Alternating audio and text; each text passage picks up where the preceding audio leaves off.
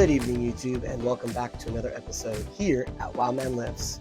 I'm your host, WILDMAN. Now, on today's episode, I went to the gym and I was doing a variation lift of the deadlift. You may ask yourself, what is a variation lift? What exactly does that mean? Typically, most compound movements are done on barbells, and those typical movements are the deadlift, back squat, bench press, and overhead press. But sometimes if you keep training on those implements over and over again, your body gets used to those movements and starts to plateau, or you start going in the other direction and not making much progress. To combat this, people created something called linear progression or conjugate, which are two different types of strength programs or mindset styles of training. Basically, linear progression means you'll do your normal compound movement on a barbell, and then you'll do a variation of that lift right after you're done. So that way you can continue to progress and to continue to change the stimulus in your body so you can continue to make progress. Conjugate involves lifting heavy more with the variation lift itself, and then compounding volume on that with the same implementation. So those are two very different styles of training, but the bottom line is variation lifts do help a lot. And I was doing a variation lift of the deadlift on this day. So let's pop in and check that out. So on today's giant set, I'm doing the axle chains deadlift. Now the axle weighs 30 pounds instead of a normal 45 pounds like a barbell. And the chains weigh about 40 pounds total. And I get that they don't come completely off the ground, but still, they weigh 40 pounds in total. And I'm also going to be doing some bar facing burpees in between. Now again, this is just to kind of get in the mindset and to get the right explosive movements as I go up in weight. And then as I go up in weight, it'll be a mindset game to keep going and doing burpees, but also to get blood back into my joints. And I'm going to be doing the assault bike as well. And by the time I'm done with my strength and variation giant sets, I will do 1 mile on the assault bike. And I've been doing the assault bike a lot recently, and that's mainly because it feels good on my joints. And that's the giant set for today. Now, the axle bar, although I'm using straps, is a lot different than a normal barbell. A normal barbell, you'll be able to kind of pull the slack out of the bar, maybe an inch or two, before you actually feel the full weight and it starts to come off the ground. That means you have to train as such, and you have to plan for that. So you have to be able to pull the slack out and then exert yourself to the max. Now with an axle bar, there is no bend. It's basically a 2-inch pipe, and there's no way that it's going to bend. If you do bend it, you actually just broke the axle bar. This makes it a lot harder to get it off the ground. So once you break it off the ground, that's kind of the hardest part with an axle bar. Most people get stuck at the bottom of the lift and not at the middle of the lift, because just breaking it off the ground is usually the hardest part.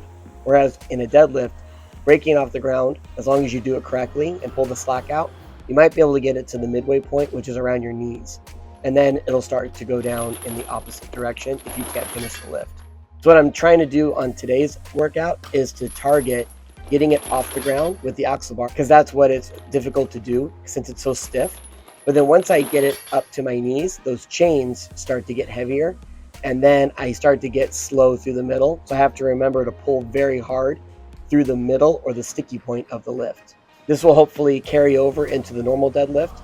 So that way, when I go back to do my 1 rep max on a normal barbell, I'll be able to at least get 5 or 10 pounds more than I can do currently. That's at least in theory. When it comes to other variation lifts, that's kind of the same concept as well, whether using chains, bands, a different implement, or all the above. Each one of these lifts has its place in weightlifting and the longevity to get stronger over time.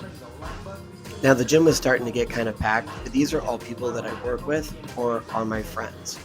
So it was kind of nice to have them in there because they're able to encourage me on as the weight got heavier. Here's one of my buddies right now. He always knows that I'm filming, and he always knows I'm checking my form. So I always appreciate a shout out for him.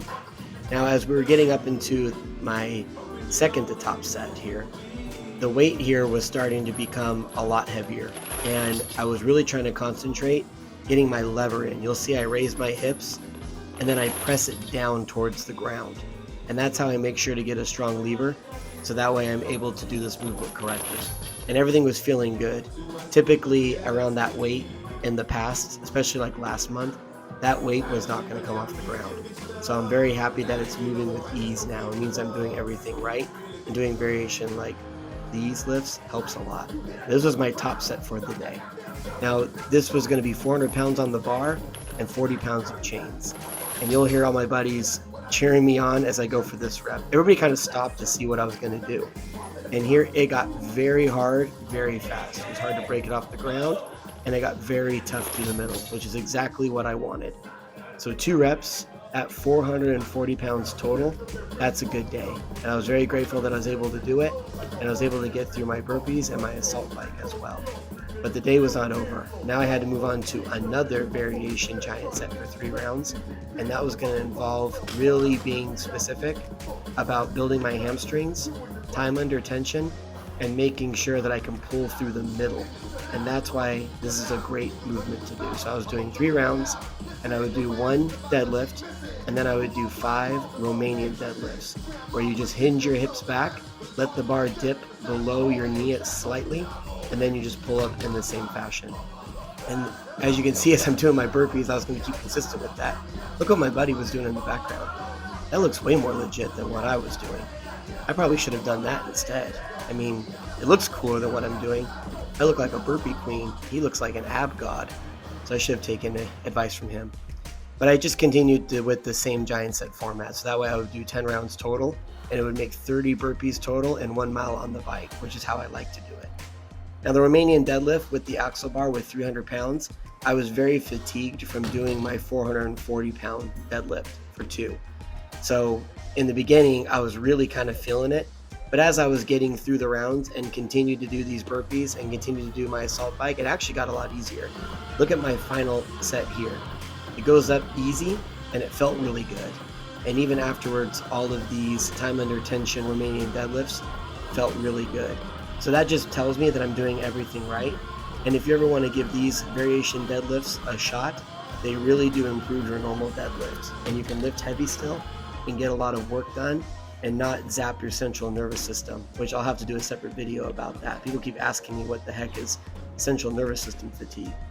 And by the time I was done doing the assault bike, that was the end of the workout. You didn't like that.